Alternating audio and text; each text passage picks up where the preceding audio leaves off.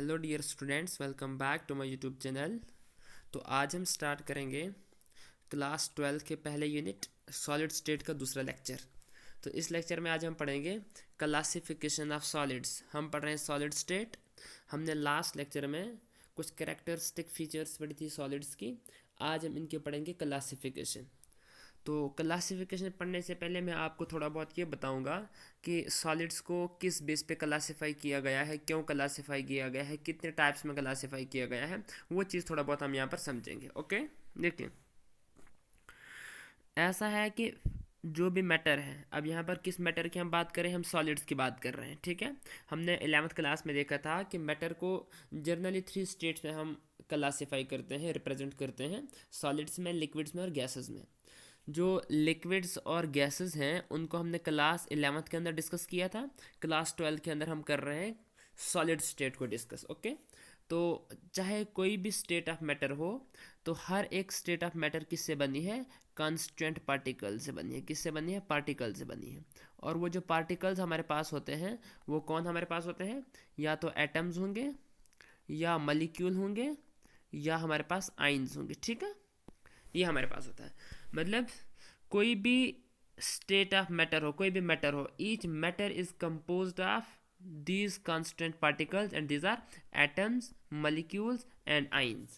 Okay, अब जो भी मैटर हमारे पास होगा, इन एटम्स का, मॉलिक्यूल्स का, आइंस का एक प्रॉपर अरेंजमेंट होगा। ठीक है, तो इस अरेंजमेंट के बेस पर कि किस सॉलिड के अंदर एटम्स का, मॉलिक्यूल्स का, आइंस का, यह हम जनरली बता सकते हैं कि एक सॉलिड के अंदर पार्टिकल्स का कैसा अरेंजमेंट है। उस अरेंजमेंट के बेस पर सॉलिड्स को ब्रॉडली क्लासिफाई किया गया है 2 टाइप्स के अंदर। ठीक है, यही लिखा है मैंने यहाँ पे, देखिए, based upon the order of arrangement of constant particles solids are mainly classified as crystalline solids and amorphous solids. ठीक है, हम यहाँ पर 2 टाइप्स को स्टडी करेंगे। एक हमारे पास है crystalline solids and the second one is amorphous solids. ठीक है, अब क्रिस्टलाइन सॉलिड्स कौन से होते हैं, एमॉर्फस सॉलिड्स कौन से होते हैं? अब ऐसा है कि ये जो क्रिस्टलाइन सॉलिड और एमॉर्फस सॉलिड है, इनके अंदर, दोनों के अंदर पार्टिकल्स प्रेजेंट होंगे, एटम्स होंगे, मॉलिक्यूल्स होंगे, आइंस होंगे। लेकिन डिफरेंस कहाँ पे आएगा? उनके अरेंजमेंट में डिफरेंस आएगा। जब एटम्स का, मॉलिक्यूल्स का, आइंस का अरेंजमेंट किसी सॉलिड के अंदर डिफरेंट होगा, तो उसकी कुछ प्रॉपर्टीज़ भी डिफरेंट होंगी। वही प्रॉपर्टीज़ हम क्या करेंगे यहाँ पर, आप डिस्कस करेंगे। ओके, ये जो नोट्स आप देख रहे हैं, इनका मैंने पीडीएफ बना के डिस्क्रिप्शन लिंक में मैंने इसका पीडीएफ अटैच किया है, आप वहाँ से इसको डाउनलोड कर सकते हो। ठीक है, आइए अब हम पढ़ते हैं पहली type, that is crystalline solids.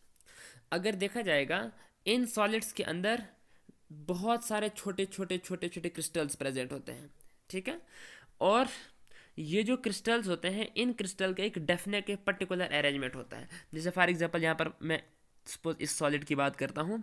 इस सॉलिड के अंदर जो क्रिस्टल्स होंगे, फॉर एग्जांपल एक ये है, एक ये है, इस तरीके से यहाँ पर इस तरीके से। ठीक है, मतलब देखो, अगर आप यहाँ पर थोड़ा इसको ऑब्जर्व करेंगे, आपको क्या दिखेगा यहाँ पर कि एक पर्टिकुलर अरेंजमेंट है। देखिए, ये देखो यहाँ पर इस लाइन के अंदर ये ऐसे इस तरीके से, मतलब एक पर्टिकुलर अरेंजमेंट में है। अगर नीचे के लिए देखेंगे, ये देखो यहाँ पर एक स्पेशल अरेंजमेंट है, इसको बोलते हैं जियोमेट्रिकल अरेंजमेंट, है ना। अगर हम शेप की बात करें तो ये सारे के सारे जो क्रिस्टल्स हैं एक पर्टिकुलर अरेंजमेंट के साथ अरेंज्ड हैं इनके अंदर, और यही हमारे पास क्रिस्टलाइन सॉलिड्स होते हैं। ठीक, ये लिखा है मैंने यहाँ पर, crystals are present and each crystal have a definite geometrical shape. अगर देखा जाएगा, in this solid the arrangement of constant particles, atoms, molecular ions is well ordered. मैं स्पेशल ऑर्डर के अंदर इनको अरेंज किया हुआ होता है। मतलब वो वाले सॉलिड्स जिनके अंदर एक पर्टिकुलर अरेंजमेंट आपको देखने को मिला, किनका? पार्टिकल्स का, एटम्स होंगे, चाहे आइंस होंगे, चाहे मॉलिक्यूल्स होंगे, उनका अगर एक पर्टिकुलर स्पेशल अरेंजमेंट होगा, तो वो हमारे पास सॉलिड्स कौन से होंगे? क्रिस्टलाइन सॉलिड्स होंगे। क्लियर? इन सॉलिड्स को लॉन्ग रेंज ऑर्डर्ड सॉलिड भी कहा जाता है। क्यों? क्योंकि ये देखा गया है कि लंबे लंबे, मतलब डिस्टेंसेस तक इनका जो अरेंजमेंट रहता है वो एक पर्टिकुलर स्पेशल ज्योमेट्रिकल अरेंजमेंट रहता है। इसलिए इन सॉलिड्स को कहा जाता है लॉन्ग रेंज ऑर्डर्ड सॉलिड्स, ठीक है, इंपॉर्टेंट है ये याद, कुछ पॉइंट्स याद रखने हैं। जब आपको डिफरेंस पूछा जाएगा एग्जाम में, आपको ऐसा भी क्वेश्चन आ सकता है, right the points of difference between crystalline solid and amorphous solid, तो यही कुछ पॉइंट्स आपके बनते हैं वहाँ पर। तो मतलब जैसे फॉर एग्जाम्पल यहाँ पर मैंने आपको कहा कि these are also known as long range ordered solids, मतलब ये चीज़ आपको एमॉर्फस सॉलिड में देखने को नहीं मिलेगी। ये कुछ कैरेक्टरिस्टिक्स फीचर्स होती हैं, ठीक है। क्योंकि यहाँ पर मैंने आपको बोला these are known as long range ordered solids because the arrangement repeats itself periodically over the entire crystal. अगर पूरे क्रिस्टल की बात करें, पूरे क्रिस्टल के अंदर आपको एक पर्टिकुलर, एक स्पेशल, एक वेल ऑर्डर्ड अरेंजमेंट आपको देखने को मिलेगा इन सॉलिड्स का, ठीक। ओके अगर मेल्टिंग पॉइंट्स की बात करें, इनका शार्प मेल्टिंग पॉइंट होता है और बॉइलिंग पॉइंट होता है, अनलाइक एमॉर्फस सॉलिड्स। इनको कहा जाता है ट्रू सॉलिड्स, ट्रू सॉलिड कहा जाता है इनको, क्योंकि एमॉर्फस सॉलिड में हम ऐसी बात भी देखेंगे कि वहाँ पर उनको ट्रू सॉलिड्स नहीं कहेंगे हम, उनमें कुछ ऐसी चीज़ होगी जो उसको एक क्लियर और आइडियल सॉलिड का मतलब वो करेक्टरिस्टिक नहीं शो कर सकता है, ठीक है। तो अगर क्रिस्टलाइन सॉलिड की बात करें, क्रिस्टलाइन सॉलिड को हम कहते हैं these are called as true solids, ठीक है। एग्जाम्पल हमारे पास आते हैं जैसे सोडियम क्लोराइड है, क्वार्ट्ज है, एटसेट्रा, ये हमारे पास आती हैं कुछ बेसिक एग्जांपल्स किसकी, क्रिस्टलाइन सॉलिड्स की। एक चीज़ और अगर देखा जाएगा, अगर क्रिस्टलाइन सॉलिड की हम बात करें, इनको बोलते हैं दीज आर एनआइसोट्रॉपिक, एनआइसोट्रॉपिक। एनाइसोट्रॉपिक का मतलब ये हुआ कि ये डिफरेंट फिजिकल प्रॉपर्टी शो करते हैं, डिफरेंट फिजिकल प्रॉपर्टीज। अगर हम डिफरेंट रीजन से, डिफरेंट कॉर्नर से, डिफरेंट एंगल से, डिफरेंट साइड से अगर हम स्टार्ट करेंगे, तो ये डिफरेंट हमारे पास फिजिकल प्रॉपर्टी शो कर, जैसे रिफ्रैक्टिव इंडेक्स होता है, उनका रेजिस्टेंस होता है, वगैरह वगैरह, ये सारी चीज़ें मतलब ये डिफर करती है, इसलिए इनको हम बोलते हैं दीज आर एनआइसोट्रॉपिक सॉलिड्स, ठीक, क्रिस्टलाइन सॉलिड है ये। आइए नेक्स्ट टाइप पर, the next type is amorphous solids. कौन से हमने अभी पढ़ा, कौन सा, क्रिस्टलाइन सॉलिड। अब जो नेक्स्ट टाइप है that is amorphous solid, okay. दो solids in which particles have irregular shape. हमने क्या पढ़ा था क्रिस्टलाइन सॉलिड के अंदर, एक जियोमेट्रिकल शेप थी, एक वेल अरेंजमेंट था पार्टिकल्स का। लेकिन जो एमॉर्फस सॉलिड्स होंगे, यहाँ पर एक particular well ordered arrangement particles का नहीं होगा, they have irregular shape, okay.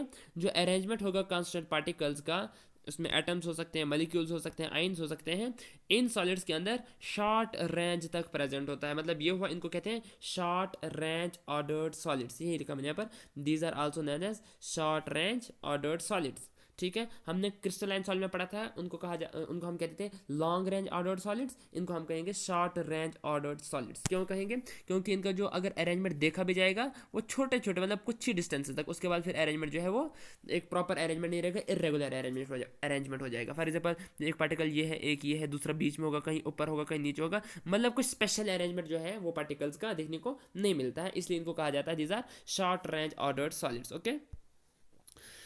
देखिए, the regular arrangement of particles in amorphous solids में occur only up to short और नेग्लिजिबल डिस्टेंसेस। ये मैंने आपको बोला कि अगर वेल अरेंजमेंट, जियोमेट्रिकल अरेंजमेंट देखने को भी मिलता है, तो लेकिन वो छोटे छोटे डिस्टेंस तक देखने को मिलता है। मतलब फॉर एग्जांपल ये हमारे पास कोई सॉलिड है, इतना जैसा सॉलिड हमारे पास है, इस सॉलिड के अंदर आपको सिर्फ इतना डिस्टेंस आपको कहीं रेगुलर मिलेगा, फिर इरेगुलर हो जाएगा, थोड़े से बीच में और आ जाएगा रेगुलर, फिर इरेगुलर अरेंजमेंट हो जाएगा। मतलब ये है कि इनके अंदर रेगुलर अरेंजमेंट अगर देखने को भी मिलेगा, बट वो कुछ शॉर्ट डिस्टेंस तक होगा, नेग्लिजिबल डिस्टेंस तक वो रेगुलर अरेंजमेंट देखने को मिलेगा, ठीक है।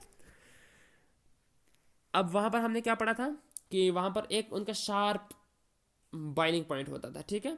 लेकिन इनमें क्या है कि these can be soften over a range of temperature and can also mould in different shapes. मतलब इनका कोई पर्टिकुलर और स्पेशल इनका बॉइलिंग पॉइंट नहीं रहता है, मतलब वेरी करता है बहुत ज़्यादा, ठीक।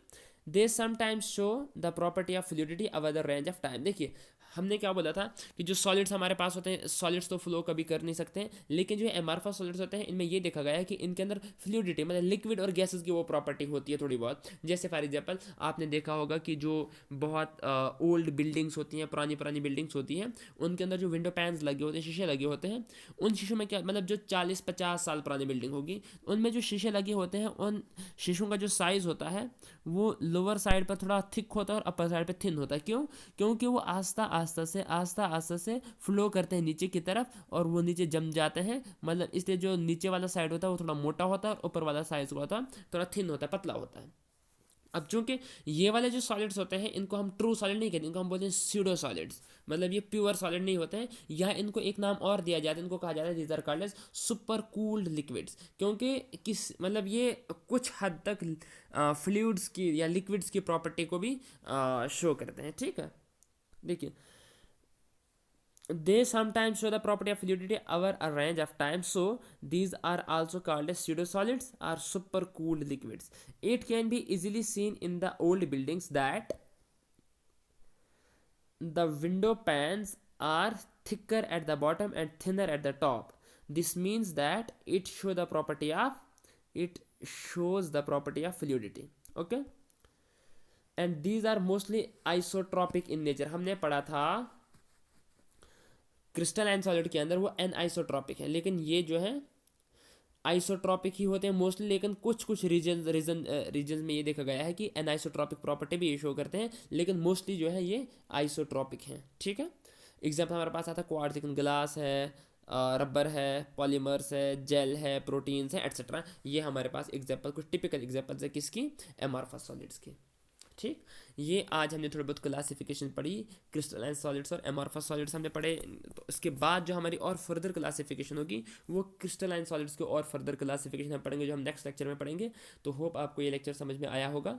अगर आपको वीडियो अच्छी लगी होगी तो वीडियो को लाइक करें, शेयर करें और चैनल को सब्सक्राइब करें। तो ठीक, बाय बाय, मिलते हैं नेक्स्ट वीडियो में।